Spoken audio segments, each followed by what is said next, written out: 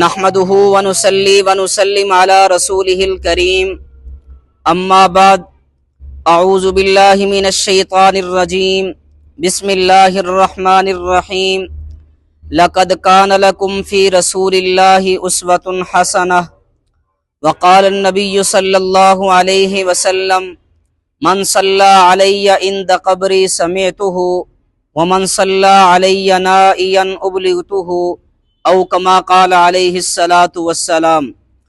نہ میں کا ذکر نہ پینے کی بات کرتے ہیں، نہ میں کا ذکر نہ پینے کی بات کرتے ہیں، ہم اہل دل ہیں مدینے کی بات کرتے ہیں، وہ مردہ دل ہیں جو قائل نہیں حیات النبی کے، ہم زندہ دل ہیں اور جینے کی بات کرتے ہیں۔ مسلک حق، مسلک اہل سنت والجماعت سے تعلق رکھنے والے غیرت مند غیور نوجوانوں، لقد کان لکم فی رسول اللہ اسوۃ حسنہ کی روح سے میرے اور آپ کے لیے نمونہ وجود مصطفیٰ ہے، میرے اور آپ کے لیے نمونہ تعلیمات مصطفیٰ ہیں۔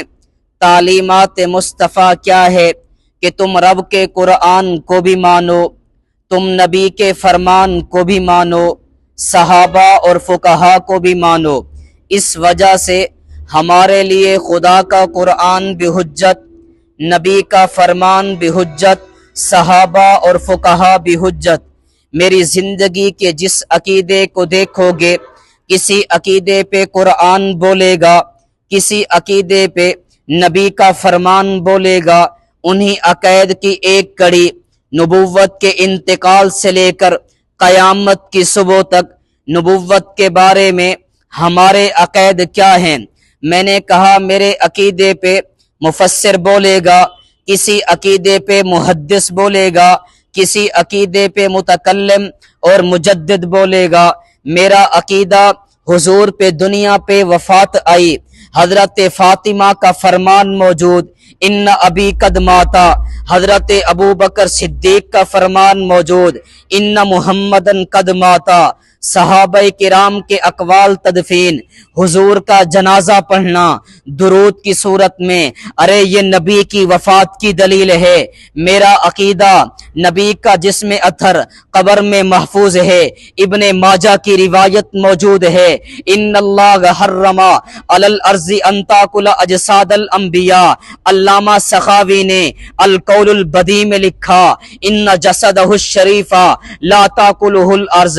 میرا عقیدہ نبی کو قبر میں حیات ملتی ہے، ولا تقولوا لمن یقتل فی سبیل اللہ اموات۔ علامہ آلوسی نے روح المعانی میں لکھا، قاضی ثناء اللہ پانی پتی نے تفسیر مظہری میں لکھا، حضرت تھانوی نے بیان القرآن میں لکھا، ارے یہ آیت مبارکہ نبی کی حیات کی دلیل ہے۔ وما کان اللہ لیعذبہم وانت فیہم۔ مفتی شفیع صاحب نے معارف القرآن میں لکھا، ارے یہ آیت مبارکہ نبی کی حیات کی دلیل ہے۔ واسأل من ارسلنا قبلک من رسلنا۔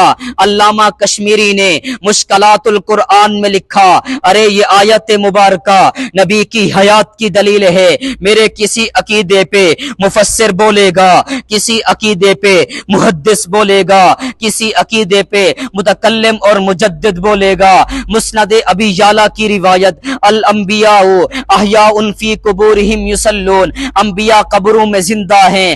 ارے کوئی کہنے والا کہہ سکتا ہے مولوی صاحب یہ روایت ضعیف ہے۔ میں نے کہا میاں محدث سے فیصلہ کروائیں گے، محدث کسی روایت کو صحیح و ضعیف کہنا محدث کا کام ہے۔ محدث کہہ دے روایت ضعیف ہے، تو سچا، محدث کہہ دے روایت صحیح ہے، میں سچا، میں محدث کے دروازے پہ دستک دیتا ہوں۔ علامہ عثمانی نے فتح الملہم میں لکھا، علامہ کشمیری نے فیض الباری میں لکھا، علامہ مناوی نے فیض القدیر میں لکھا، سلطان المحدثین ملا علی قاری نے مرکات شرح مشکات میں لکھا، ارے یہ روایت ضعیف، ارے یہ روایت صحیح ہے۔ میرا عقیدہ نبی کے روزے پہ سلام پڑھا جائے، نبی خود سماعت فرماتے ہیں۔ میرا عقیدہ نبی کے روزے پہ سلام پڑھا جائے، نبی خود سماعت فرماتے ہیں دور سے پڑھا جائے پہنچایا جاتا ہے۔ من صلی علیہ عند قبری سمیتہ ماہنامہ تعلیم القرآن میں سوانے غلام اللہ خان میں اس روایت کو صحیح لکھا ہے۔ پھر میں یہ بات کہنے کا حق رکھتا ہوں، ارے نبی کے جسم کا محفوظ ہونا حیات فی القبر کی دلیل ہے۔ ارے نبی کے روزے کا روزے میں بطور تلذذ کے نماز پڑھنا حیات فی القبر کی دلیل ہے۔ ارے نبی کا سما کرنا حیات فی القبر کی دلیل ہے۔ درود کا پہنچایا جانا حیات فی القبر کی دلیل ہے۔ وراثت کا جاری نہ ہونا حیات فی القبر کی دلیل ہے۔ ارے نبی کی بیویوں سے نکاح کا جائز نہ ہونا حیات فی القبر کی دلیل ہے۔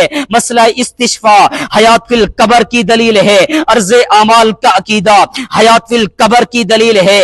میرے عقیدے پہ متعدد دلائل موجود ہیں، لیکن دیوبندیت کی ریڑھ کی ہڈی مولانا قاسم نانوتوی رحمت اللہ علیہ فرماتے ہیں، نبی کی قبر کی حیات پر قرآن نہ بھی ہوتا، نبی کی قبر کی حیات پر ارے نبی کا فرمان نہ بھی ہوتا، میرے نبی کا وجود ہی کافی تھا۔ میرے نبی کی قبر کی حیات کے لیے میں غیر کا پلہ تھامنے والوں کو برملا یہ پیغام دینا چاہتا ہوں کہ میں انقلاب پسندوں کے ایک قبیل سے ہوں جو حق پر ڈٹ گیا، اس لشکر قلیل سے ہوں۔ میں یوں ہی نہیں دست و گریباں زمانے سے، میں جس جگہ پر کھڑا ہوں کسی دلیل سے ہوں۔